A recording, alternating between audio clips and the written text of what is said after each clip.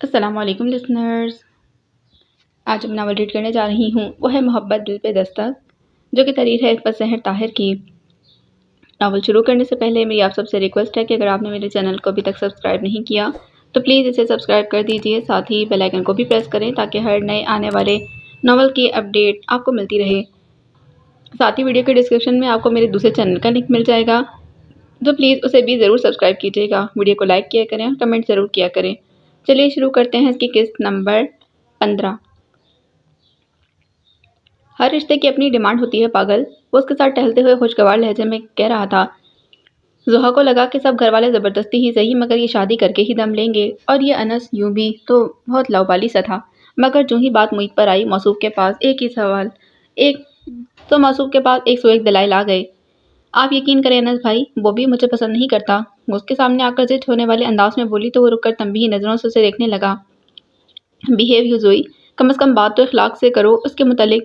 اوف، زحا کی کنپٹیاں سلگ اٹھیں، مگر بہرحال اس وقت گدھے کو باپ کہنے میں ہی عقل مندی تھی۔ بچے ہوئے لہجے میں بولی، آپ ان سے پوچھ سکتے ہیں، وہ صرف تائی جان کی بات رکھ رہے ہیں۔ تمہیں کیسے پتا؟ انہوں نے خود مجھے کہا ہے، زحا نے اپنے لفظوں پر زور دے کر کہا تو بے یقینی سے اسے گھورنے لگا۔ معیط نے؟ زحا نے اس بات میں سر ہلایا تو وہ صاف گوئی سے بولا، مجھے یقین نہیں آ رہا، وہ محض امی کی بات رکھنے کے لیے تمہاری زندگی تو برباد نہیں کرے گا۔ میں نے اپنی رضامندی دی تھی اس رشتے پر، آپ تو اپنے بھائی ہی کی سائیڈ لیں گے۔ زحا کو برا لگا تو وہ طنز سے بولا، تمہیں بھی ہم نے گود نہیں لے رکھا، تم بھی اتنی ہی سگی ہو۔ میں سچ کہہ رہی ہوں۔ دیکھو زوئی، وہ اگر تمہیں ڈانٹتا ہے تو صرف اس لیے کہ وہ تم سے بڑا ہے، تمہارا بھلا برا سمجھتا ہے۔ یقین کرو ہماری فیملی کے بہترین لڑکے کو تمہارے لیے چنا گیا ہے۔ ابھی تو تم یوں باتیں بنا رہی ہو، بعد میں اسی زبان سے اس کی تعریفیں کرتے نہیں تھکو گی۔ انس ہلکے پھلکے انداز میں اسے سمجھا رہا تھا۔ قدرے توقف کے بعد پھر بولا، بس تھوڑا ریزرو رہتا ہے اس لیے موڈی اور مغرور لگتا ہے، مگر اس کے قریب رہنے والا بہت جلد اس کے متعلق اپنی رائے بدل لیتا ہے۔ تم اس کے ساتھ بہت خوش رہو گی۔ وہ اس کی ستی ہوئی شکل دیکھنے لگا تو اسے اچانک خیال آ گیا، یا پھر تم اس کے تھپڑ کو نہیں بھول پا رہی جو اس نے تمہاری بیماری کے دوران رسید کیا تھا۔ آپ پتہ نہیں کیوں میری بات نہیں سمجھ رہے، وہ جھنجھلا کر بولی۔ بات میں کچھ دم بھی تو ہو۔ اچھا، آپ یہ تو مانیں گے نا کہ وہ کسی اور کو پسند کرتے ہیں؟ وہ بانٹ پھوڑنے والے انداز میں بولی تو انس نے قطعیت بھرے انداز میں انکار کیا تھا، وہ ایسا بندہ ہے ہی نہیں۔ یقین کریں انس بھائی، اس نے خود میرے سامنے اعتراف کیا ہے کہ وہ ایک ایسی لڑکی کو پسند کرتا ہے جو اسے پسند نہیں کرتی۔ اور ہاں، اس کی الماری کے لاکر میں ایک لڑکی کی تصویر میں نے اپنی آنکھوں سے دیکھی ہے، اور ڈائری میں شعر بھی لکھے ہوئے تھے۔ زحا نے اب کہ کچھ بھی نہیں چھپایا تھا۔ وہ اس طوق سے رہائی چاہتی تھی جو منگنی کی صورت میں اس کے گلے میں ڈالا جانے والا تھا۔ تمہارا دماغ تو نہیں چل گیا زوئی؟ لڑکی کی تصویر، وہ بھی معیط کے پاس؟ انس نے مشکوک نظروں سے اسے دیکھا، اور یہ تو زحا اول روز سے ہی جانتی تھی کہ معیط کو رد کرنے کے لیے بہت سی ہمت اور لامحدود دلائل کا ہونا لازمی ہے، ورنہ تو اس گھر میں سبھی اسے فرشتہ مانتے ہیں۔ آپ خود جا کر دیکھ لیں، وہ بڑے تحمل سے بولی۔ تمہیں کیسے پتا اس بات کا؟ آپ کی منگنی کے فنکشن کی تصویریں ڈھونڈتے میں نے اس کا لاکر چیک کیا تو وہیں پر وہ ڈائری اور تصویر ملی تھی، وہ بولی، مگر یہ حقیقت بتانے کی غلطی نہیں کی کہ وہ تصویر اس نے دیکھی ہی نہیں۔ اگر وہ کسی کو پسند کرتا ہے تو پھر اسے تمہارا پروپوزل منظور کرنے کی کیا ضرورت تھی؟ وہ خود کلامی کے سے انداز میں کہہ رہا تھا، انداز سے حد درجہ بے یقینی عیاں تھی۔ سارے بدلے ایک ہی بار چکانے کا ارادہ ہوگا موصوف کا۔ زحا مطمئن تھی، مگر انس نے اسے جھاڑ دیا تھا، بکو مت، وہ ایسا بندہ نہیں ہے۔ سوری، اس نے دانتوں تلے زبان دبا لی۔ تو یہ وجہ تھی اس منگنی سے انکار کی؟ وہ پوچھ رہا تھا۔ اس نے کچھ کہے بغیر مظلومیت سے سر جھکا دیا، وگرنہ دل تو مارے خوشی کے دگنی رفتار سے دوڑ رہا تھا۔ اوکے، میں دیکھ لیتا ہوں، بلکہ میں معیط سے بھی صاف لفظوں میں پوچھوں گا۔ اگر مجھے ذرا سا بھی شبہ ہوا تو وہ کہ وہ محض امی کی بات رکھنے کی خاطر رشتے پر حامی بھر رہا ہے تو میں سرے سے بات کروں گا۔ لیکن اگر ایسا کچھ بھی نہ ہوا تو سب تمہارا وہم ہوا، اور پھر تم انکار کی پوزیشن میں نہیں ہوگی، وہ سنجیدگی سے کہہ رہا تھا۔ وہ کھل اٹھی تھی، اسے 100% یقین تھا کہ معیط کے لاکر کی تلاشی کے بعد کسی لڑکی کی تصویر ضرور برآمد ہوگی۔ بالکل، تو پھر جو آپ لوگوں کا فیصلہ ہوگا وہی میرا۔ اس نے بڑی فرمانبرداری کا مظاہرہ کیا تھا۔ اوکے، اب تم جاؤ، باقی سارا معاملہ میں دیکھ لوں گا۔ انس نے اسے فارغ کیا تو بخوشی وہاں سے بھاگی تھی۔ اس کی تیزی پر چائے لے کر آتی نگین ہول گئی۔ یا الہی، اس کو کیا ہو گیا؟ شکر ہے آپ کی چائے آج ہی کی تاریخ میں تیار ہو گئی۔ انس نے اسے دیکھتے ہی خوشی سے طنز کیا، جسے حسب عادت وہ مسکرا کر نظر انداز کر گئی۔ پہلا گھونٹ بھرتے ہی انس نے منہ بنایا تھا، ایمان سے نگی، جتنی دیر لگا کر چائے بناتی ہو اتنی ہی بری بھی بناتی ہو، کبھی تو تعریف کر دیا کریں، دل لگا کر بنائی ہے میں نے، کبھی دھیان لگا کر بناؤ تو بنے نا تعریف کے قابل۔ چینی اتنی زیادہ ہے کہ اچھے خاصے تندرست بندے کو شوگر ہو جائے، ہمیشہ غلط کاموں میں دل لگاتی ہو، وہ متاسفانہ انداز سے کہہ رہا تھا۔ آپ نے تو قسم کھا رکھی ہے میرے کام سے خوش نہیں ہوں گے، ابھی کھانے پر تو صرف آپ ہی نے تعریف نہیں کی ورنہ سبھی نے میری پکائی ہوئی چکن جلفریزی بہت شوق سے کھائی۔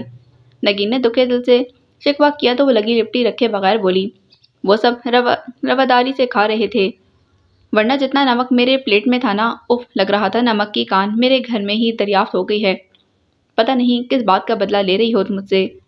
کوئی نہیں، باقی سب کی پلیٹوں میں نمک بالکل ٹھیک تھا، وہ کہہ کر خود ہی دانتوں تلے زبان دبا گئی تھی۔ انس نے حیران ہو کر اسے دیکھا تو جلدی سے بولی، میرا مطلب ہے کہ باقی سب بھی تو تعریف ہی کر رہے تھے، آپ بھی خاموشی سے کھا لیتے تو میرا دل بڑھ جاتا۔ ایک اور بیوقوفی، دل کا بڑھ جانا بھی ایک بیماری ہے محترمہ، you are totally unromantic. وہ سخت مایوس تھا۔ نگین زد ہو گئی، آپ مجھے یہ دل کا روگ لگا کر ہی رہیں گے۔ انس بے ساختہ ہنس دیا تھا۔ مری کے بجائے ان کا پڑاؤ ایوبیا میں تھا۔ اسد نے یہاں بہت زبردست لوکیشن دیکھی ہے جو کہ ہمارے ایڈ کے لیے بالکل پرفیکٹ ہے، زالے نے اپنے فوٹوگرافر کا حوالہ دیتے ہوئے بتایا تھا۔ یونٹ کے لوگ اپنی گاڑی میں تھے جبکہ زالے اور صبا نوفل کے ساتھ اس کی گاڑی میں تھیں۔ بھائی ہمارا کیا ہے، اب تو تمہارے رحم و کرم پر ہیں۔ جی جہاں چاہے لے جاؤ، نوفل نے خوش دلانہ معنی خیزی سے کہا تو زالے کا کہکا صبا کو سنسنا گیا تھا، اور اب یہاں کاٹیج میں پہنچ کر بھی وہ دونوں کا انداز نہیں بھول پا رہی تھی۔ پہلے مری کا خوبصورت سفر، اب ایوبیا کی خوبصورت وادی۔ بارش ابھی تھوڑی دیر پہلے ہی ہوئی تھی، بادلوں نے سورج کو ڈھانپ کر پوری وادی میں شام کا سا سما پیدا کر دیا تھا، مگر اسے کوئی بھی خوبصورتی نہیں بھا رہی تھی۔ اسے کاٹیج میں چھوڑ کر وہ خود کچھ فاصلے پر موجود ہوٹل میں چلا گیا جہاں صرف یونٹ کے ہی لوگ موجود تھے، بلکہ زالے افریدی بھی رہائش پذیر تھی اور اس کے ساتھ ایک ماڈل گرل رائمہ کمرہ شیئر کر رہی تھی۔ نوفل احمد کے ساتھ ایڈ میں کام کرنے والی تھی۔ پتہ نہیں اسے ایک ہفتے میں کیا کیا تماشے دیکھنے پڑیں گے۔ وہ کاٹیج سے باہر برآمدے میں آ گئی۔ کور جالی سے سارا برآمدہ کور کر کے مضبوط جالی دار دروازہ بنایا گیا تھا۔ وہاں بیٹھ کر سامنے سڑک اور سڑک کے بالکل ساتھ ہی وسیع و عریض کھائی کا نظارہ کیا جا سکتا تھا۔ تب بھی بادل زور سے گرجے تو وہ جان سے لرز اٹھی اور الٹے قدموں دوڑ کر واپس کمرے میں چلی گئی تھی۔ موسم کی شدت سے اسے یوں ہی بہت خوف آتا تھا۔ ذائقہ بادلوں کا گرجنا یا بجلی کا کڑکنا۔ زہا تو خوب انجوائے کرتی تھی مگر صبا کمرے میں ہی بند ہو جاتی تھی۔ وہ کمبل میں گھس کر بارش رکنے کی دعائیں مانگا کرتی اور سب اس کی اس حرکت پر ہنسا کرتے تھے۔ یہاں اسے شدت سے اپنی بے مائگی کا احساس ہوا تھا۔ اسے انجان جگہ پر تنہا چھوڑ کر وہ خود سے اپنی زالے افریدی کے پاس چلا گیا تھا۔ ہو سکتا ہے کہ اپنی حالت کا احساس کر کے وہ اسی وقت دروازہ کھٹکھٹائے جانے پر بری طرح چونکی تھی۔ جھانک کر دیکھا تو جالی دار دروازے کے پار نوفل کھڑا تھا۔ اس نے دروازہ کھول دیا، ہاتھوں میں تھامے شاپر اسے تھما کر کنڈی لگا کر ساتھ ہی تالا بھی لگا دیا۔ صبا کا دل لرزنے لگا۔ یہ کیوں لگایا ہے؟ ایسی جگہ پر اتنی احتیاط تو واجب ہے نا، جو کنڈی لگے ہونے کے باوجود آ جائے تو وہ کیا تالے میں نہیں آ سکتا؟ صبا کو اس کی منطق سمجھ نہیں آئی تو کہہ دیا۔ جواباً وہ اس کی بات نظر انداز کرتے بولا، آپ کھانا نکالیں، مجھے بھوک لگ رہی ہے۔ سب کچھ بھول بھال کر یہ گونا خوشی کا سا احساس ہوا کہ وہ زالے کے ساتھ کھانا کھا کر نہیں آیا۔ اس نے یوں ہی بستر پر اخبار بچھا کر باکس کھول دیے تھے۔ روغنی نان، کباب اور بریانی کے علاوہ چٹنی اور سلاد تھا۔ وہ ہاتھ دھو کر بستر پر آ بیٹھا۔ صبا ہاتھ دھو کر آئی تو وہ یوں ہی ہاتھ پر ہاتھ دھرے بیٹھا تھا۔ وہ جھجکتے ہوئے اس کے سامنے آ بیٹھی۔ غلطی ہو گئی، مجھے ڈسپوزیبل برتن بھی لانے چاہیے تھے۔ وہ اسے مخاطب کیے بغیر بولا تو صبا نے عام سے انداز میں کہا، یوں بھی تو کھایا جا سکتا ہے۔ اوکے شروع کریں۔ اس نے قدرے توقف کے بعد کہتے ہوئے اسے بھی کھانے کی دعوت دی تو وہ جھجک سی گئی۔ ایک میز پر سب کے بیچ بیٹھ کر کھانا کھا لینا اور بات تھی، مگر یہاں اجنبی سے ماحول میں بالکل تنہا نوفل کے ساتھ اکیلے بیٹھ کر کھانا کھانے کا الگ ہی تجربہ تھا۔ وہ اس کی طرف توجہ دیے بغیر بڑی رغبت سے کھانا کھا رہا تھا، جیسے وہاں بالکل اکیلا بیٹھا ہو۔ لذیذ کھانے کی پراشتہا مہک معدے پر اثر انداز ہونے لگی تو وہ بھی شرم اور جھجک کو بالائے طاق رکھ کر اس کے ساتھ کھانے میں شریک ہو گئی تھی۔ اگر آپ کو چاول کھانے ہو تو آپ سلاد کے پتے یوز کر سکتی ہیں، چمچ تو ہے نہیں، وہ سنجیدگی سے کہہ رہا تھا۔ خود اس نے بریانی کی طرف ہاتھ بھی نہیں بڑھایا تھا، شاید اسی لیے لایا تھا۔ صبا کے دل میں خوشگمانی کی ہلکی سی رمق جاگی۔ اس نے سلاد کا پتا آدھا کر کے اس کے ساتھ چاولوں کا نوالا بنا کر منہ میں رکھ لیا تھا۔ جیسے کہ روٹی کے نوالے کسی بھی خشک سالن کے ساتھ بنائے جاتے ہیں، تو بغیر چمچ کی بھی بریانی کھانا ایک آسان عمل بن گیا۔ تھوڑی دیر کے بعد نوفل نے بھی بریانی کے چند دکھنے والے ایسے ہی لیے تھے۔ کھانے سے فراغت پا کر سب کچھ سمیٹنے کے بعد وہ یوں ہی آ کر کمرے میں موجود واحد کرسی پر آ کر دھس گئی تھی۔ نوفل بستر پر کونی کے بل نیم دراز کسی میگزین کی برگردانی کر رہا تھا۔ یوں ہی صفحات پر نظر دوڑاتے پرسکون انداز میں بولا، دیکھ لیا آپ نے یہاں آ کے، کچھ بھی فائدہ نہیں ہوا۔ میں آپ کو ہر جگہ تو ساتھ لے کر نہیں پھر سکتا۔ وہ چند لمحوں تک اسے دیکھتی رہی، پھر یاد دہانی کرانے والے انداز میں بولی، یہ میری نہیں بلکہ امی جی کی خواہش تھی کہ میں آپ کے ساتھ آؤں۔ انکار کے 100 طریقے ہوتے ہیں اگر کرنا ہو تو۔ بہت چتلاتا ہوا انداز تھا جس نے صبا جیسی ٹھنڈے مزاج کی لڑکی کو سرتاپا سلگا دیا تھا۔ تو آپ ہی انکار کر دیتے، میں خواہ کیوں خود کو سب کی نظروں میں برا بناؤں؟ میں نے تو کہا تھا اور سب کے بیچ کہا تھا، باقی سب تو آپ کے جواب پر منحصر تھا۔ وہ اس کے سرخ ہوتے چہرے کو نظر کی گرفت میں لیے اطمینان سے کہہ رہا تھا۔ وہ جھجک گئی، تو مت لاتے مجھے، آپ کی مرضی تھی تبھی مجھے ساتھ لائے ہیں، ورنہ وہ ایک دم سے بھر گئی تھی، مارے غصے کے منہ سے الٹی ہی بات نکلی جا رہی تھی۔ وہ یک لگتی مسکراتا سیدھا ہو بیٹھا۔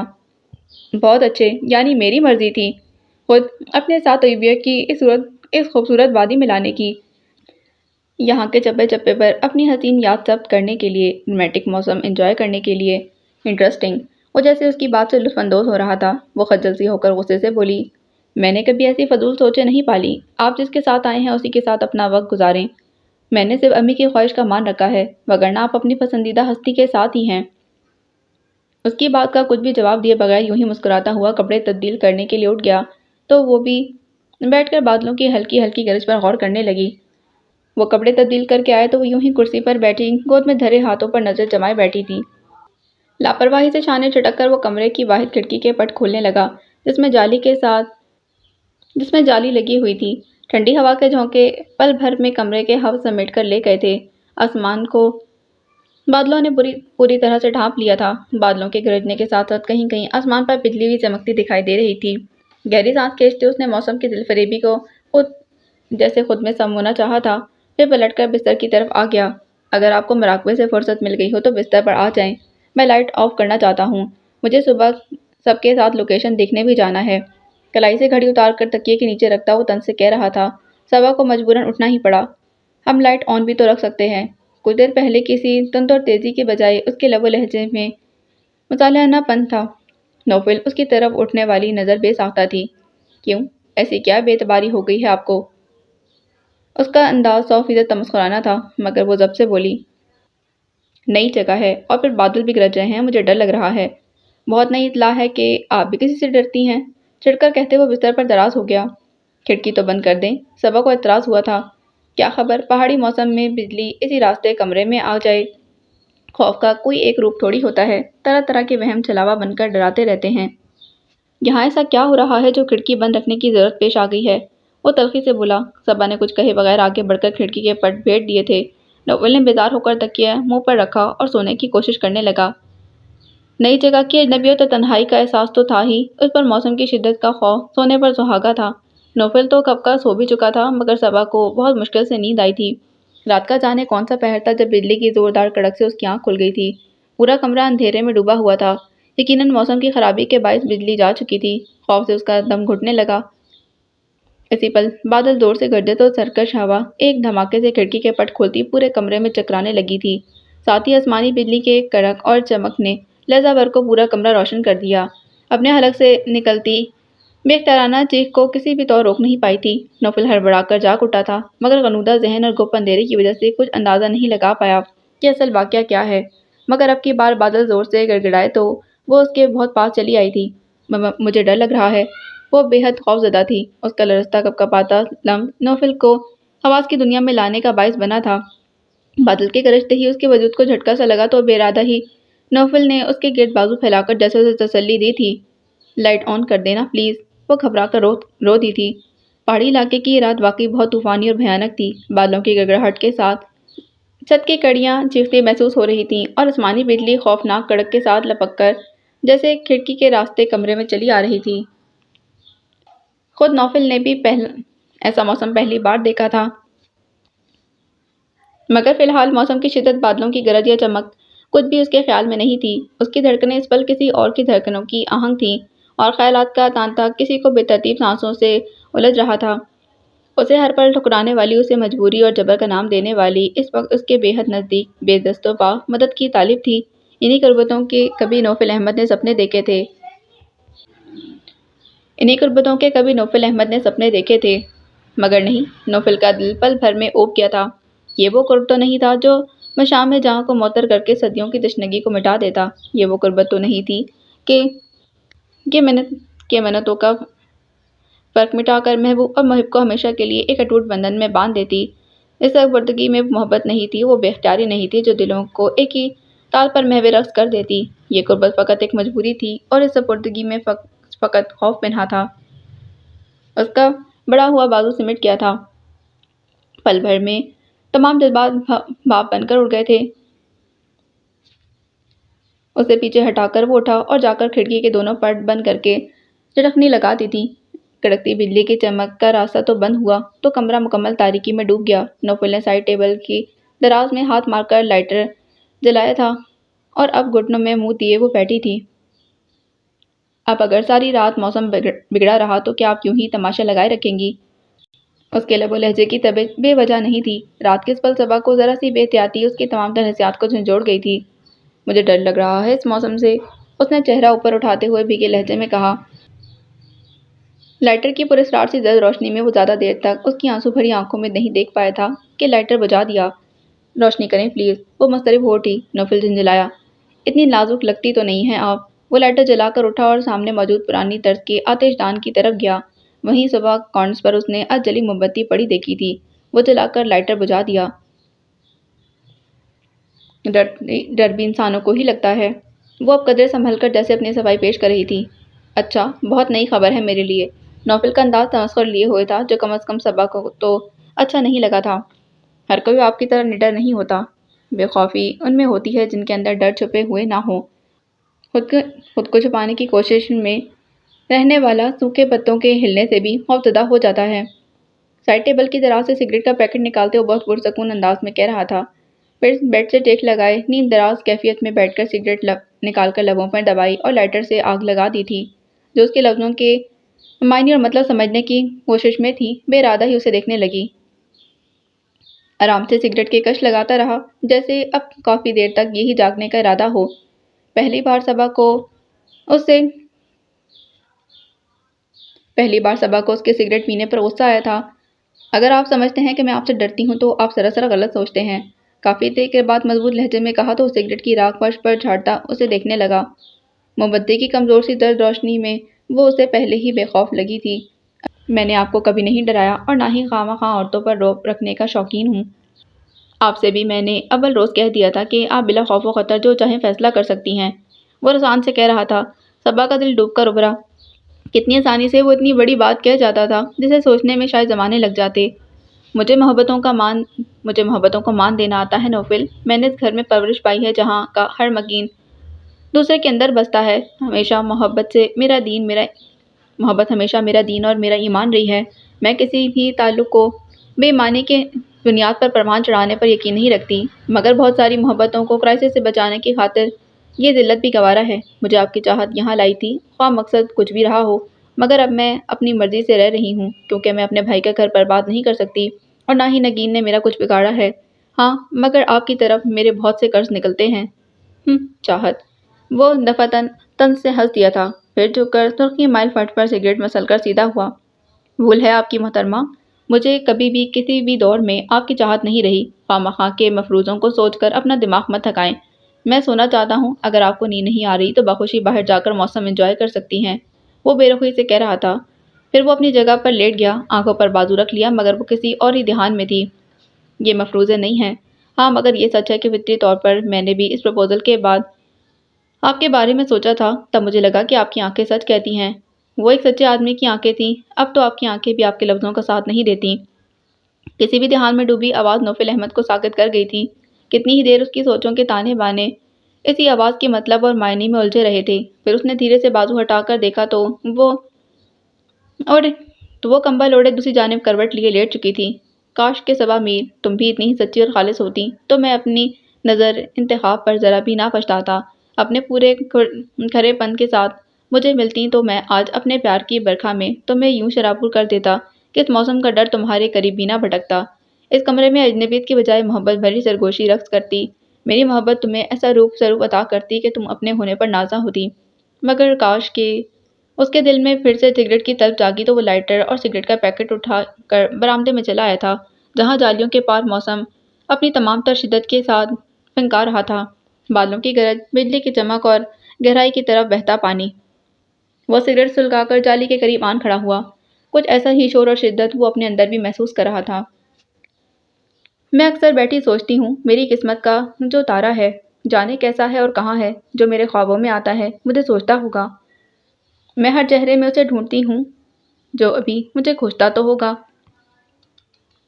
میں اکثر سوچتی ہوں، واہ واہ کیا بات ہے۔ وہ ڈائری تھامے باقاعدہ سر دھن رہا تھا۔ واش روم سے نکلتی وہ چیل کی طرح اس پر جھپٹی تھی۔ کس قدر بیہودہ ہو تم وجدان، شرم نہیں آتی کسی کی پرسنل ڈائری پڑھتے ہوئے؟ اے ذرا دھیان سے، بڑا ہوں میں تم سے۔ اس نے ہاتھ اوپر کر کے ڈائری اس کی پہنچ سے دور کر دی اور پھر تنبیہی انداز میں کہا، اب اس 6 فٹے کے آگے گڑیا سی ہمراہ کی کیا چلنی تھی، روحان سی ہو گئی۔ کبھی حرکتیں بھی بڑوں جیسی کر لیا کرو، کسی کی پرسنل ڈائری پڑھنا بہت گھٹیا حرکت ہے۔ مائنڈ یو ڈیئر کزن، انسان کو اپنے پرسنلز کو پرسنل ہی رکھنا چاہیے۔ اب میں تمہارے کمرے میں آیا تو سامنے میز پر یہ ڈائری کھلی پڑی دعوت عام دے رہی تھی۔ وہ مزے سے کہہ رہا تھا، ہمراہ نے دانت پیسے، پھر بھی کسی کی چیز کو بنا اجازت ہاتھ لگاتے ہوئے تمہیں شرم آنی چاہیے۔ لو جی، شرم کاہے کی، بلکہ سارا قصور ہی تمہارا ہے۔ تمہیں کس نے حق دیا ہے کہ کھلی ڈائری سامنے رکھ کر دوسروں کا، خاص طور پر مجھ جیسے شریف نوجوانوں کا ایمان آزماؤ؟ تم جس قدر شریف ہو یہ میں بہت اچھی طرح جانتی ہوں۔ ہمراہ نے طنز سے کہتے ہوئے ڈائری لینے کی خاطر ہاتھ بڑھایا تو وہ ایک قدم پیچھے ہٹا اور اطمینان بھری شرارت سے بولا، اب اس قصر نفسی سے کام مت لو۔ ابھی میں جا کر سب گھر والوں کو تمہاری یہ آزاد خیالی سناؤں گا تو ان سب کو بھی پتہ چلے کہ کیسی پائے کی شاعرہ اس گھر میں سکونت پذیر ہے، گم نامی کی زندگی گزار رہی ہے اور کسی کو کانوں کان خبر نہیں۔ اور تو اور میرے بابا جی کے موکل بھی معاملے کی تہہ تک پہنچ نہیں پائے۔ اس کا ارادہ جان کر ہمراہ چیخ اٹھی، سر توڑ دوں گی تمہارا۔ اوفو ناراض ہو مت یار، اوفو ناراض تو مت ہو یار، تمہارے فائدے کے لیے ہی تو کہہ رہا ہوں۔ اس سے گھر والوں کو تمہارا آئیڈیل ڈھونڈنے میں آسانی رہے گی اور انشاءاللہ تعالیٰ دسمبر تک تایا جان تمہیں رخصت بھی کر دیں گے۔ وہ بظاہر بہت دوستانہ انداز میں کہہ رہا تھا، مگر ہمراہ جانتی تھی کہ ذرا سی بھی نرمی دکھانے کے بعد وہ ایسا کر بھی سکتا تھا۔ بکواس مت کرو وجی، ڈائری دو مجھے۔ وہ غصے سے بولی تو اب کی بار اس نے شرافت کا مظاہرہ کرتے ڈائری واپس رکھ دی۔ بائی دا وے، یہ اتنی پٹیچر سی شاعری کس نصیب کے لیے لکھی ہے تم نے؟ وہ دوستانہ انداز میں پوچھ رہا تھا۔ ہمراہ کا جی چاہا ڈائری اس کے سر پر دے مارے۔ کسی کے لیے بھی ہو مگر تمہارے لیے ہرگز نہیں، بے رحمی سے کہا۔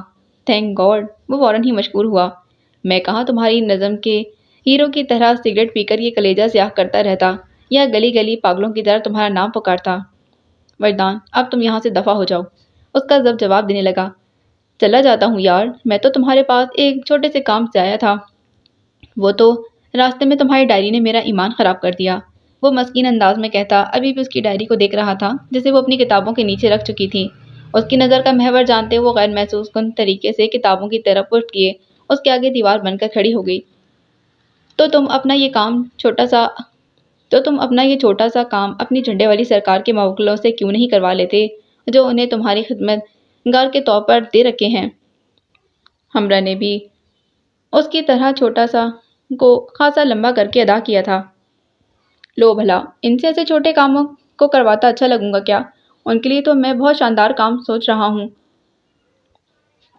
ہمراہ کا دل ہول گیا تھا۔ ضرور میرا ہی کچھ سوچا ہوگا برا تم نے۔ تمہارا نہیں، اپنا سوچا ہے اور بہت خوبصورت سوچا ہے۔ وہ اپنی شرارت سے چمکتی ذہین آنکھیں اس پر جماتے دفتن مسکرایا تو وقتا کر بولی، اب یہ خیالی بلاؤ پکانا بند کرو اور نکلو یہاں سے۔ پہلے کالج میں دماغ کھپا کر آئی ہوں، گھر آتے ہی تم حاضر ہو گئے، مجھے نیند آ رہی ہے۔ یہ تو اب بہت زیادتی کر رہی ہو، آج آپی ہڑتال پر ہے، بھابھی میکے جا چکی ہیں، میں تو فقط تمہارے پاس 5 کپ چائے کی فرمائش لے کر آیا تھا۔ ہاں ہاں، اور تم نے سوچا ہوگا کہ ہمراہ تو ضرور ہی تمہارے فضول قسم کے دوستوں کے لیے چائے بنا دے گی، جو شاید ویسے تو میں بنا دیتی مگر میری پرسنل ڈائری کو چھیڑ کر تم نے صریحاً گناہ کیا ہے۔ اسی کے سزا کے طور پر ان سب کو اپنے گھر جا کر چائے پینا پڑے گی۔ سزا تو تمہارے ہاتھ کی بنی چائے پی کر انہیں مل سکتی ہے۔ میرا مطلب ہے کہ میں نے کوئی چوری تھوڑی کی ہے۔ غلطی کہہ لو جس پر میں سوری کہہ سکتا ہوں اگر تم کہو تو۔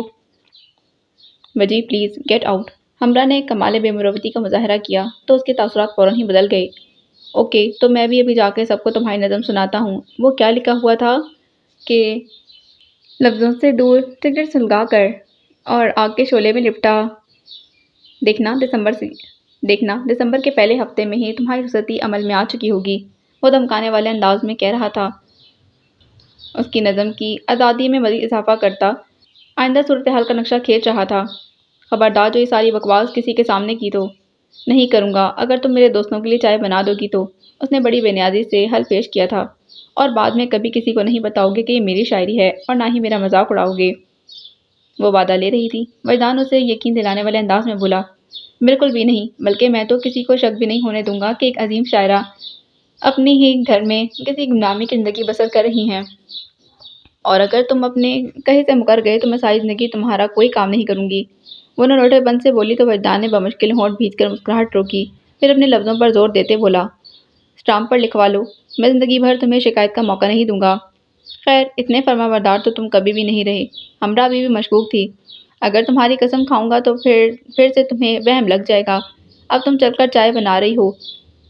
وہ خبیث میری جان کو رو رہے ہیں، یونیورسٹی سے ادھر ہی آ گئے ہیں۔ اگر چائے کے ساتھ کچھ کھانے کو بھی ہو جائے تو برا نہیں مانیں گے۔ عاصم اور روہیل کو بھوک بھی لگ رہی ہے۔ مزید پھیلا تو دروازے سے نکلتی ہمرا ٹھٹک گئی۔ میں صرف چائے بناؤں گی۔ اسے باور کروایا تو متاسفانہ انداز میں بولا، اب اتنے بڑے راز کو چھپانے کی اتنی کم قیمت، بہت گھٹیا ہو تم۔ اس کا مطلب پا کر سلگ کر کہتی وہ باہر نکل گئی تھی۔ وہ ہنستا اس کے کمرے سے نکل کر ڈرائنگ روم کی طرف چلا گیا تھا۔ وہ شاور لینے کے بعد تولی سے بال رگڑتا اپنی دھن میں باہر نکلا تو اپنے بستر پر نیم دراز انس کو دیکھ کر ٹھٹک گیا تھا۔ پھر دوبارہ اپنے کام میں مصروف ہوتے ہوئے اسے چھیڑنے والے انداز میں بولا، کیا بات ہے، کہیں بھابھی سے جھگڑا تو نہیں کر بیٹھے؟ آفس کے بعد سیدھے میرے کمرے میں دکھائی دے رہے ہو؟ اس کا ارادہ انس کے فارمل ڈریسنگ کی جانب تھا۔ رانگ، میری مسز اپنے میکے میں ہے، اس لیے اسے جھگڑے کا تو سوال ہی پیدا نہیں ہوتا۔ البتہ تم سے جھگڑا شاید ہو ہی جائے۔ وہ کہتا اٹھ بیٹھا، وہی ٹی شرٹ پہنتا اس کے سامنے کرسی پر آ بیٹھا۔ ایسی کیا خطا ہو گئی ہے مجھ سے؟ تم مجھ سے اپنی باتیں چھپانے لگے ہو؟ انس سنجیدہ تھا۔ یہ کیا ڈائلاگ بازی ہے یار، کھل کر بات کرو، میں بھلا کیا چھپاؤں گا تم سے؟ وہ مسکرا کر بولا تو انس نے جانتی نظروں سے اسے دیکھا۔ تو میں یہ سمجھوں کہ جو زحا کہہ رہی ہے وہ جھوٹ ہے؟ وہ سوالی نظروں سے اسے دیکھ رہا تھا۔ انس خاموش ہی رہا۔ کچھ بولو گے تو ہی مجھے پتہ چلے گا نا کہ محترمہ نے میرے متعلق کیا بیان جاری کیا ہے۔ وہ تحمل سے بول رہا تھا۔ مجھے تمہاری الماری کے لاکر کی چابی چاہیے، انس نے اسے گھورتے ہوئے کہا۔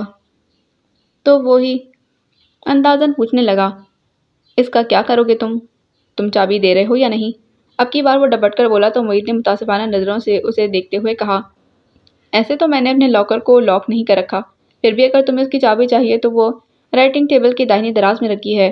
وہ مشکوک نظروں سے اسے دیکھتا اٹھ کر الماری کی جانب بڑھا تو معید گہری سانس بھرتا اٹھ کر آئینے کے سامنے کھڑا بال بنانے لگا۔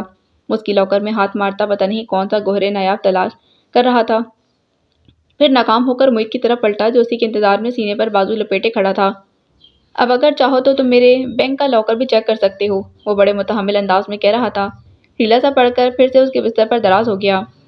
کہ زحا کی بچی کسی دن پٹ جائے گی مجھ سے۔ بات کیا ہے آخر؟ کیوں شیرلاک ہومز بننے کی کوشش کر رہے ہو؟ وہ مجھ سے کہہ رہی تھی کہ وہ اس رشتے سے ناخوش ہے کیونکہ تم نے خود اس کے سامنے کسی اور سے وابستگی اور پسندیدگی ظاہر کی ہے، اس کی نہ صرف تصویر تمہارے لاکر میں ہے بلکہ اس کے لیے تم نے بہت شاعری بھی کر رکھی ہے۔ انس نے مختصراً تفصیل بتائی تھی، مگر معید کے اطمینان میں فرق نہیں پڑا۔ اور تم نے اس کی بات مان لی؟ یوں ہی شک سا ہوا تھا، پھر وہ بات بھی تو اپنے مضبوط انداز میں کر رہی تھی، مگر اب مجھے لگ رہا ہے کہ اس کا دماغ خراب ہو چکا ہے۔ بھلا اس غلط بیانی کا کیا مقصد؟ اب انس کو زحا پر غصہ آنے لگا تھا، جس کی وجہ سے آج وہ معید کا لاکر چیک کرنے نکل پڑا تھا۔ بھلا اس نے کب معید پر ایسی بے اعتباری دکھائی تھی؟ مگر معید رسانیت سے بولا، وہ یقیناً مذاق کر رہی تھی، تمہیں تنگ کرنا چاہ رہی ہوگی، اس بات پر تو میں نے غور ہی نہیں کیا۔ انس کو بھی اپنی غلطی کا خیال آ گیا تھا، پھر وہ سیدھا ہوا، ویسے معید رشتہ تو تم دونوں کے ساتھ ایک جیسا ہی ہے، مگر میں پھر بھی تم سے ایک بات ضرور کہنا چاہوں گا کہ واقعی تم دونوں کی طبیعت میں بہت فرق ہے۔ تم جس قدر میچور اور ٹھنڈی طبیعت کے مالک ہو، وہ اسی قدر ان میچور اور جذباتی ہے، کہ اور سب سے بڑھ کر یہ کہ تمہاری جتنی اہمیت ہم سب کے لیے ہے وہ تمہاری اتنی قدر نہیں کرتی۔ اس کی پر محبت سی تشویش پر معید مسکرانے لگا تھا۔ جب میں اس کی قدر کروں گا تو اسے خود بخود میری قدر کرنا آ جائے گی۔ تم کیوں اتنی مشکل میں اپنے دماغ کو ڈال رہے ہو؟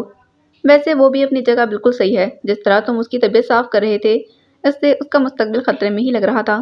کبھی پیار سے بات کی ہو تو اس کے خیالات بدلے نا۔ مشورے کا شکریہ، معید نے سادگی سے کہا تو وہ چڑھ کر بولا۔ کبھی ایسے مشوروں پر عمل درآمد بھی کر لیا کرو، شاید یوں ہی تمہاری سوکھی سڑی زندگی میں بہار آ جائے۔ خالی پیٹ اتنی ثقیل گفتگو معدے کے لیے نقصان دہ ثابت ہو سکتی ہے۔ فی الحال تو کپڑے تبدیل کر کے کھانے کی میز پر پہنچو، تمہارے فرمودات سے میں پھر استفادہ کر لوں گا۔ معید نے نرمی سے کہا تو وہ اٹھ کھڑا ہوا۔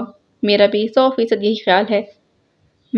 وہ دروازے کی طرف بڑھ گیا تھا۔ اس کے جانے کا یقین کر لینے کے بعد معید اپنی جگہ سے اٹھ کر رائٹنگ ٹیبل کی طرف آیا۔ داہنی دراز کھول کر اس میں سے لاکر کی چابی اور اپنی ڈائری نکالی۔ ڈائری کھولتے ہی صفحات کے بیچ رکھی تصویر جیسے روشن ہو گئی تھی۔ معید کو لگا وہ مسکراتا ہوا چہرہ ماحول پر چھانے لگا ہو۔ تم کیا جانو انس، میری زندگی میں تو جانے کب سے باہر آ چکی ہے۔ ہلکی سے مسکراہٹ کے ساتھ سوچتے ہوئے اس نے پھر سے ڈائری کو لاکر میں رکھ کر لاک لگا دیا تھا اور اس بار چابی بک شیلف کی پلاسٹک شیٹ کے نیچے رکھ دی تھی۔ یہ محض اتفاق ہی تھا کہ کل لان میں کھلنے والی اپنے کمرے کی کھڑکی میں کھڑا وہ خود سے محض چند فٹ کے فاصلے پر ٹہلتے انس اور ضحیٰ کی ساری گفتگو سے واقف ہو گیا تھا۔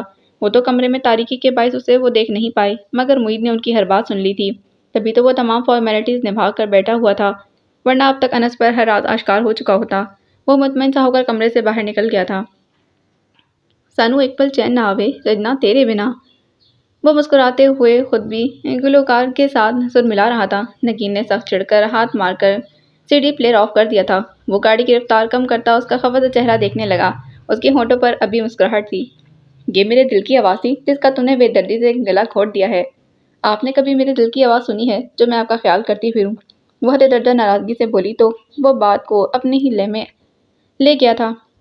کیوں نہیں سنی تمہارے دل کی آواز؟ بلکہ میں تو ایسے کئی موقع گنوا سکتا ہوں جب میں نے تمہاری دھڑکنوں کو اپنے دل کے ساتھ دھڑکتے سنا ہے۔ باوجود ضبط کے اس کے چہرے پر پہلے سرخی پھیلی اور پھر وہ محجوب سی ہو کر ہنس دی تھی۔ بات کو گھمانا پھرانا تو کوئی آپ سے سیکھے۔ میری اتنی ساری خصوصیات میں سے تمہیں ایک یہی خوبی دکھائی دی ہے؟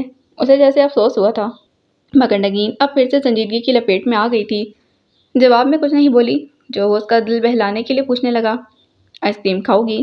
نہیں، فی الفور جواب آیا۔ چلو پان کھلاتا ہوں۔ ابھی تو کھانا کھا کے آ رہے ہیں، میرا بالکل بھی دل نہیں کر رہا۔ وہ ابھی بھی اسی موڈ میں تھی۔ یہ کیا نگی، ابھی تک اس بات کو لے کر بیٹھی ہوئی ہو؟ وہ جیسے خفا ہوا تھا۔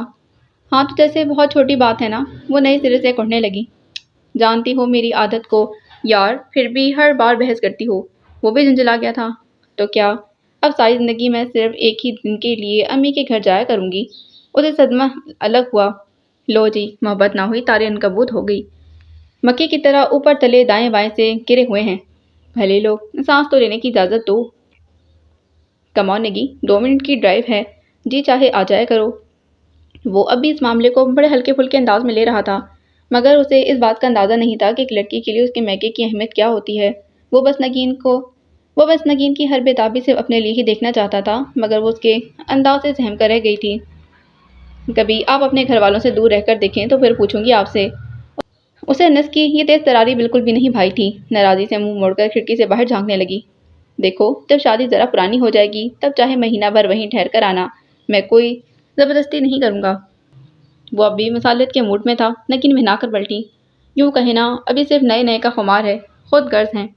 انس کے ہونٹوں پر بے ساختہ مسکراہٹ پھیلی تھی۔ یہ خود غرضی تو ہرگز نہیں کہلا سکتی۔ کیا میں تمہارے جذبات کا پاس نہیں کرتا؟ سچی بتاؤ ذرا، یہ نئے کی محبت سے تمہارا دل بھر گیا ہے کیا؟ اچھا بس، وہ خجل سے اسے ٹوک گئی تھی۔ مجال تھی جو اسے بولتے وقت تول لیتا۔ بھئی، میں تمہاری طرح دوغلا تو نہیں ہوں۔ ہاں، مجھے تم سے عشق ہے، میرا دل چاہتا ہے کہ تم ہر پل میری نظروں کے سامنے رہو اور مجھ سے ایسے ہی محبت کرو ٹوٹ کر۔ وہ بڑی صاف گوئی سے کہہ رہا تھا۔ نگین کے دل میں بڑے زور کی ہلچل مچی تھی۔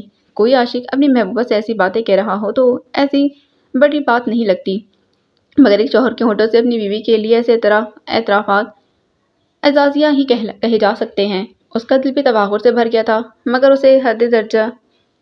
اسے حدود میں رکھنے کے لیے مصنوعی خفگی سے بولی، مجھے نہیں آتی آپ کی طرح ٹوٹ پھوٹ کر کرنی محبت۔ تو کیا یار، میں کس لیے ہوں؟ اتنے مہینوں سے سکھا تو رہا ہوں، تم ہی اناڑی ہو، ورنہ اب تک مجھے سکھا رہی ہوتی۔ वो शरारत से کہہ رہا تھا۔ وہ مارے حیا کے اسے صحیح طرح سے ڈانٹ بھی نہیں پائی تھی۔ آپ کو تو بس موقع چاہیے، انگلی پکڑاؤ تو فوراً ہاتھ پکڑ لیتے ہیں۔ وہ اس کے احساسات کو بہت اچھی طرح محسوس کر رہا تھا۔ ہنستے ہوئے بولا، میں کیا کروں، میری فطرت میں رومانس ہے جس کا بھگتان مجھے بھرنا پڑتا ہے۔ وہ بے ساختہ بولی تو اس نے دو معنی انداز میں دو بدو کہا، اتنا جنگلی تو نہیں ہوں میں، جانتا ہوں مقدس صحیفے کو کیسے چھوا جاتا ہے۔ اچھا بس۔ وہ فوراً ہی حیا کے لپیٹے میں آ گئی تھی اور اس کے یہی ڈھکے چھپے انداز تو انس کو مزید دیوانہ بنا جاتے تھے، کبھی لاپرواہی تو کبھی حد درجہ بے نیازی اس کی بے توجہی سے مضطرب ہوتی، مگر پھر اس کی بھرپور توجہ پاتے ہی روزیبل کی طرح سراسیمگی کی حدوں کو چھونے لگتی تھی اور اس کی یہی سادگی انس کی توجہ کو کہیں نہیں جانے دیتی تھی۔ تمہیں میری چاہتوں کی امی ہو، تم ہی آسمان میرا، تم ہی زمیں ہو، وہ گنگنا رہا تھا۔ نگین ہنس دی، آپ بھی نہ بس ہر وقت ناکام عاشق بننے کی کوشش کرتے رہتے ہیں۔ میرے درد دل کی تھی داستان جسے تم ہنسی میں اڑا گئے۔ اس نے بڑے دکھی انداز میں مصرع پڑھا تھا۔ بہت ہوشیار ہیں آپ، ایک تو غلطی کرتے ہیں اوپر سے ناراض بھی نہیں ہونے دیتے۔ نگین نے شکوہ کیا، اس میں تمہارا ہی بھلا ہے، اگر تمہیں ناراض رہنے دیتا تو فرشتے ساری رات تم پر لعنت بھیجتے رہتے۔ بہت شکریہ اتنا خیال کرنے کا، مگر کبھی وہ باب بھی پڑھ لیں جہاں عورتوں کے حقوق لکھے ہوتے ہیں۔ اپنے مطلب کی ساری باتیں تو خوب یاد رکھی ہیں۔ نگین نے لطیف سا طنز کیا تو وہ اس کا ہاتھ تھامتے ہوئے اطمینان سے بولا، اسی پر عمل کرتے ہوئے تو تمہیں اتنی محبت سے رکھا ہوا ہے، پھر بھی تمہاری تسلی نہیں ہو رہی۔ محبت صرف عملی نہیں ہوتی انس، وہ چڑھ کر بولی، مگر وہ اس کی بات کو سنجیدگی سے لیے بغیر ہنسنے لگا۔ اوہو، تو جناب کو بھی محبت کی کیٹیگریز کا علم ہے۔ میرے نزدیک کسی کے جذبات اور احساسات کا خیال رکھنے اور دوسرے کی خوشی میں خوش رہنے کا مطلب محبت ہے۔ وہ بولی تو اس نے فوراً کہا، تو کرو نا مجھ سے محبت، کبھی جو تم نے میرے جذبات اور احساسات کی پرواہ کی ہو۔ اوف، نگین نے ایک جھٹکے سے اپنا ہاتھ چھڑا لیا۔ پھر وہی مرغے کی ایک ٹانگ، مرغے کی دو ٹانگیں ہو سکتی ہیں اگر تم میری محبت کا عملاً جواب دو۔ اپنے ایمان سے بتاؤ، میرے آفس جاتے ہوئے یا واپسی پر آج تک کیا کبھی خود سے بڑھ کر میرے قریب آئی ہو؟ مجھے فلمی ہیروئن بننے کا کوئی شوق نہیں، وہ چڑھ کر بولی تو اس نے گہری سانس بھری۔ ہائے میرا نصیب، ہونے کو تو میری شادی کسی مغربی دوشیزہ سے بھی ہو سکتی تھی، کیا رومانٹک لائف گزرتی۔ بس ہم مشرقی لڑکے یہیں پر تو مار کھا جاتے ہیں، جہاں گھر والوں نے کہہ دیا سر جھکا کر ہاں کر دی۔ توبہ، یوں کہیں کہ جہاں جہاں گھر والوں نے کہا وہیں پر سر جھکا دیا۔ ایک سے کب تسلی ہوتی ہے آپ لوگوں کی؟ نگین نے طنز کیا تو فی الفور بولا، کبھی بات کا روشن پہلو بھی دیکھ لیا کرو، چار چار کے جنازے جائز قرار رہے ہیں ہم۔ اف، نگین کو اس کی لاف زنی پر ہنسی آ گئی تو اصل مسئلے کے دب جانے پر اطمینان کا سانس لینے لگا۔ اگلی صبح آفس جانے سے پہلے وہ ضحیٰ کے کمرے میں گیا۔ وہ سر جھاڑ منہ پھاڑ اپنے کپڑوں کی الماری صحیح کرنے میں غرق تھی۔ یہ ہوتا ہے نقصان کبھی کام نہ کرنے کا۔ انس نے اس پر نکتہ چینی کی تو وہ ناراضی سے بولی، بس ایک آپ ہی رہ گئے تھے طنز کے تیر چلانے والے۔ اب بھی شکر کرو میرے ہاتھ میں اصلی تیر نہیں، ورنہ جتنا غصہ تم پر آ رہا ہے وہ بھی چلا دیتا۔ وہ ٹھٹک کر انس کو دیکھنے لگی، ساتھ ہی یاد آ گیا کہ وہ ایک انتہائی خاص مہم سر کر کے لوٹا تھا۔ کچھ ملا؟ اس کے اندر سنسنی پھیلی تھی۔ تمہارا سر اور محیط کے سامنے جو شرمندگی ہوئی وہ الگ، وہ بھنایا تھا۔ ضحیٰ چکرا کر رہ گئی۔ انس کے ساتھ کل رات کیا معاہدہ پورے سیاق و سباق کے ساتھ نظروں کے آگے گھوم گیا تھا۔ آپ غور سے دیکھتے انس بھائی، یقین کریں آپ کے ساتھ فاؤل کھیل رہا ہے۔ وہ مضطرب ہو اٹھی، اگر میں خود بین لے کر بھی دیکھتا تو یہاں سے وہاں کچھ بھی نہ ملتا۔ میں نے محیط سے بھی تمہارے بیوقوف بیان کی وضاحت چاہی تو وہ بھی شرمندگی ہی ہوئی۔ وہ کسی بھی لڑکی کے لیے ہاں کہہ سکتا تھا، مگر اس نے تمہارے لیے کہہ دی۔ وہ خود افیئر چلا کر لڑکی پسند کرنے والا لڑکا نہیں، وہ متعصبانہ انداز میں کہہ رہا تھا۔ محیط کے اس قدر جھوٹ نے اسے سلگا دیا تھا، مگر وہ یہ بہت اچھی طرح جانتی تھی کہ محیط کے جھوٹ کے آگے اس کے کسی بھی سچ کو محض بچپنا یا جذباتی تصور کیا جائے گا۔ سو مزید بات بڑھانے کے بجائے تلخی بھرے غصے سے بولی، وہ محض اپنا امیج بنا رہا تھا، مگر کوئی بھی میری بات پر یقین کرنے کو تیار نہیں۔ لیکن ایک دن ضرور آئے گا جب اس کی اصلیت آپ کے سامنے آ جائے گی، تب آپ کو میری باتوں پر یقین آئے گا کہ آپ کا فرمانبردار اور باکردار بھائی نہ صرف کسی لڑکی پر فریبتا ہے بلکہ اس سے افیئر بھی چلا رہا ہے۔ شٹ اپ ضحیٰ، اور اپنا لب و لہجہ درست کرو۔ اگر کبھی کسی نے تمہیں ٹوکا نہیں تو اس کا یہ مطلب نہیں کہ تمہیں محیط کی عزت نہیں کرنی چاہیے۔ وہ کیسا ہے یہ سب جانتے ہیں، تمہیں بتانے کی ضرورت نہیں۔ انس نے بہت سنجیدگی سے اسے ڈانٹ دیا تھا۔ وہ صرف چہرہ لیے ہونٹ بھینچے بہت ضبط سے اسے دیکھتی رہی، مگر آگے سے جواباً ایک لفظ بھی نہیں بولی۔ صرف وہی میرا بھائی نہیں، تم بھی میری بہن ہو، اور میں جانتا ہوں کہ تم سب کا مان رکھو گی۔ تھوڑی سی بیوقوف ضرور ہو مگر خود غرض نہیں ہو، اس لیے باہمی اختلاف کو اگر خوبصورتی سے ختم کرنے کا موقع مل رہا ہے تو اسے مت گواؤ۔ یقین کرو موہت کے ناطے گھر والوں کو اور بھی پیاری ہو جاؤ گی۔ وہ اب بھی دوستانہ انداز میں اسے سمجھا رہا تھا مگر وہ جیسے جکڑوں کی ضد میں تھی۔ موہت حسن، فرما بردار، با کردار، اور اگر مجھے کوئی عزت یا مقام ملے گا تو اسی کی طرف سے، یعنی میں خود کچھ بھی نہیں۔ اور ایسا کب تک ہوگا؟ تمام عمر وہ یوں ہی اپنے چہرے پر فرما برداری کا نقاب اوڑھے سب کی نظروں میں معتبر بنا رہے گا، اور پھر زوہا میر اس کے نام سے جانی جائے گی۔ موہت حسن، وہی جس نے لاپرواہ اور جذباتی زوہا میر سے شادی کر کے اس کی زندگی سنواری اور جبر کر کے اپنی زندگی گزار دی، فیصلے کا حق ہوتے ہوئے بھی جس نے اپنی منہ بولی ماں کا مان رکھنے کی خاطر ان کے فیصلے پر سر جھکا دیا۔ موہت حسن پرفیکٹ مین، ویری میچور، نائس مین۔ انس کتنی ہی دیر اسے سمجھانے اور موہت کی شان میں رد الحسان رہنے کے بعد چلا گیا تو وہ ضبط کھو کر پھوٹ پھوٹ کر رو دی تھی اور اس کا ہر آنسو شکست کی سرزمین سے پھوٹا تھا۔ لو جی، تمہارے موکل کچھ کام نہیں کر رہے۔ نگین سخت مایوس تھی۔ وہ اس وقت کچن میں وردان کے لیے چائے کے ساتھ فنگر چپس بنا رہی تھی۔ ارے بھابھی ماں، آپ ایک تو بہت جلدی مچاتی ہیں بھئی، ان کا اثر ہوگا ذرا دیر سے، مگر اتنا ہی اثر ہوگا۔ اب 27 سالوں کے بگڑے چند دنوں میں تو ٹھیک ہونے سے رہے۔ وہ ہونٹ دباتے ہوئے کہہ رہا تھا، آپ بس انہیں دم کیا ہوا نمک اور چینی کھلاتی رہیں۔ دے تو رہی ہوں، اتنی ڈانٹ کھا چکی ہوں، کبھی چائے میں چینی زیادہ ہو جاتی ہے تو کبھی کھانے میں نمک۔ وہ بسورتے ہوئے بولی تو وردان نے چپس اٹھا کر منہ میں رکھتے بڑے مدبرانہ انداز میں کہا، اسی نمک چینی سے مل کر زندگی بنی ہے بھابھی ماں، آپ کچھ دن اور انہیں یہی دونوں چیزیں کھلاتی رہیں، بے وفا شوہر آپ کے قدموں میں ہوگا۔ اوفو، بے وفا تو نہیں ہے وہ، بس میرا کہنا نہیں مانتے۔ نگین نے جلدی سے تردید کی، تو وہ وہی بے مہر شوہر کے دل پر راج کریں گی آپ۔ اگر میرا کام نہیں ہوا نا وردان، تو دیکھنا میں تمہارا کیا حشر کروں گی۔ نگین نے اسے دھمکایا۔ پہلے 2 ہفتوں سے وہ وردان کا دم کیا ہوا نمک اور چینی انس کے ہر کھانے کی ڈش میں ملا رہی تھی۔ وردان کے بابا جی جھنڈے والی سرکار نے مجھے بخش دی ہے کہ میں ایسے چھوٹے موٹے عملیات کر کے لوگوں کی مشکلات حل کر سکوں، اللہ کے حکم سے۔ اور نگین کا دھیان فوراً انس کی طرف چلا گیا۔ کاش کبھی وہ میرے بس میں آ جائیں۔ وہ آپ کے بس تو کیا ٹرک میں بھی آ سکتے ہیں، وہ بھی بہت آسانی سے۔ وردان تو یوں موقع کی تلاش میں رہتا تھا، چٹکی بجا کر بولا تو اسے خود بد لگی۔ وہ کیسے؟ بس ذرا سا دم کیا ہوا نمک اور چینی کھلا دیں انہیں، پھر دیکھیے گا جھنڈے والی سرکار کا کمال، مسکراہٹ دباتے کہہ رہا تھا۔ زوہا فوراً اس کی شرارت بھانپ گئی۔ اس نے اسی وقت نگین کو منع کر دیا، یہ سب اس کی بکواس ہے۔ تم بتاؤ جی، ایسا ہو سکتا ہے کیا؟ وہ بڑی آسانی سے ٹریپ ہو گئی تھی۔ زوہا سر تھام کر بیٹھ رہی۔ ہاں ہو سکتا ہے، مگر کچھ نظر و نیاز دینا پڑے گی۔ وہ بڑی ہوشیاری سے کہہ رہا تھا۔ وہ کیا؟ بھئی یہی، میرے موکلوں کو میرا مطلب ہے کبھی کبھار میرا کوئی کام کر دیا کریں، میرے دوستوں کو چائے پانی پوچھ دیا کریں، اور بس۔ اس نے کہا تو نگین بخوشی مان گئی تھی، اور آج یہ اسی گزشتہ سے بے واسطہ سین تھا۔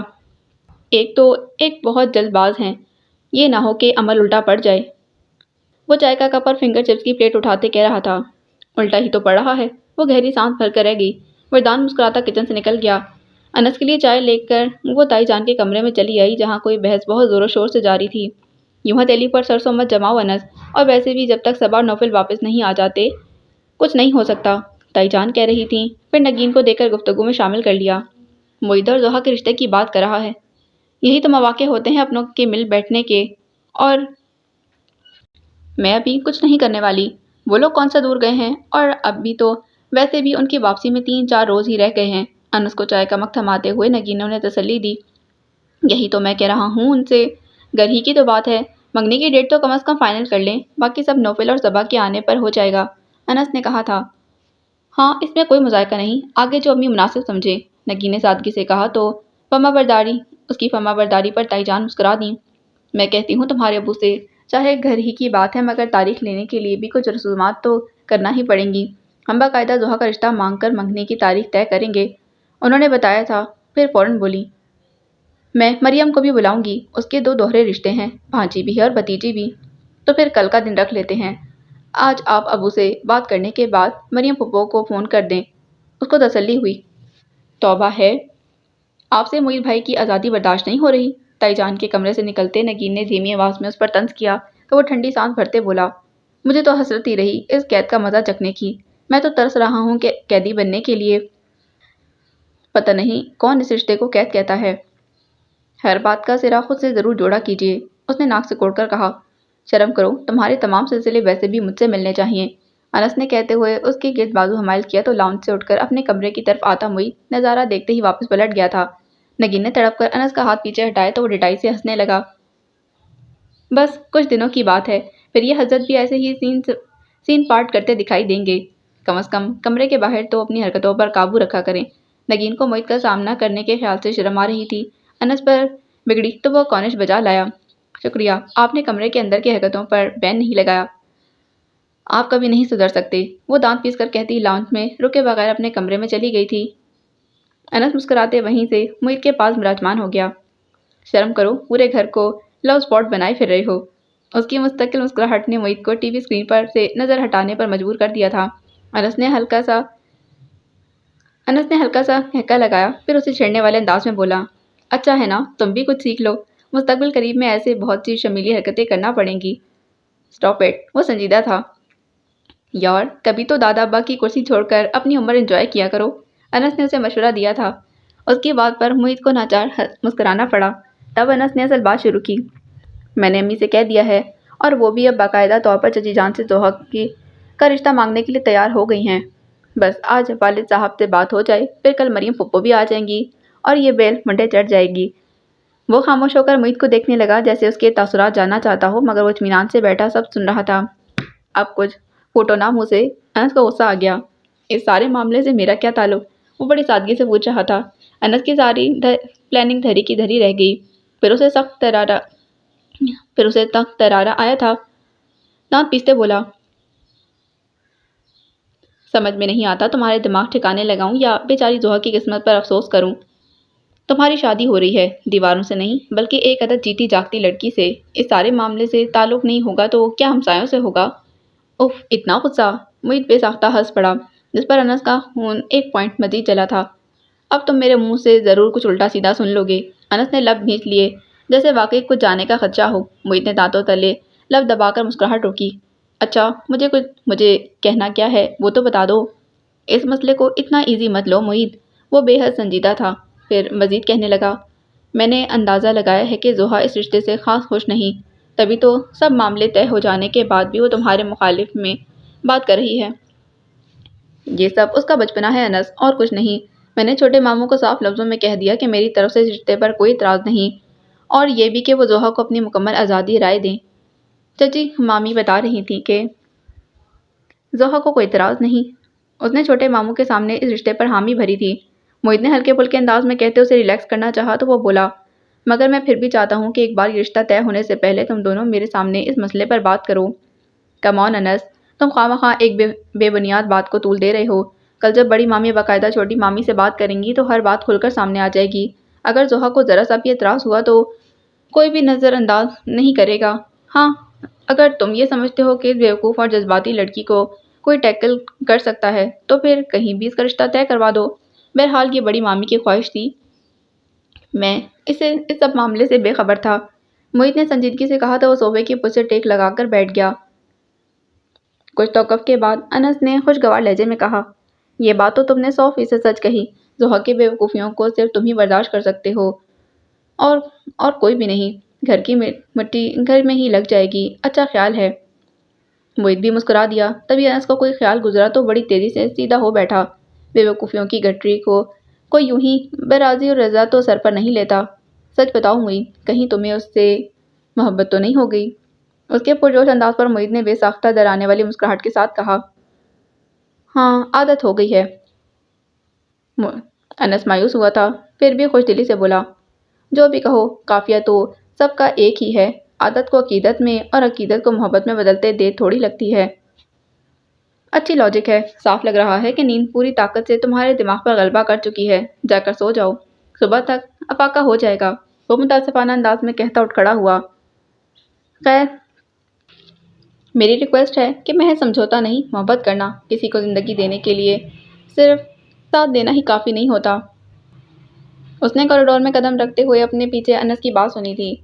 معید خود پر ہنس دیا، محبت تو کر چکا ہوں انس میر، اب تو جو فریق ثانی کے تیور ہیں اس کے مطابق ہی لائے عمل ہوگا، اور اس میں سر فہرست کیا ہوگا؟ سمجھوتا ہی۔ اس کے کمرے میں داخل ہونے تک وہ اپنی آئندہ زندگی کا تجزیہ کر چکا تھا۔ اگلے روز تائی جان نے باقاعدہ رشتہ مانگنے کا اہتمام کیا تھا۔ مریم پھپھو کے ساتھ شوق اور شریر عماد بھی آ گیا تھا اور اب وہ مسلسل امید کو اپنی شوخیوں کی ضد میں لیے ہوئے تھا جو زبردستی کی چھٹی پر تھا۔ لو عماد، مریم پھپھو مسلسل اسے پکار رہی تھی، مگر میوزک کے ساتھ ساتھ خود ان کا بھی اتنا ہی شور تھا کہ وہ سن کر نہیں دے رہا تھا۔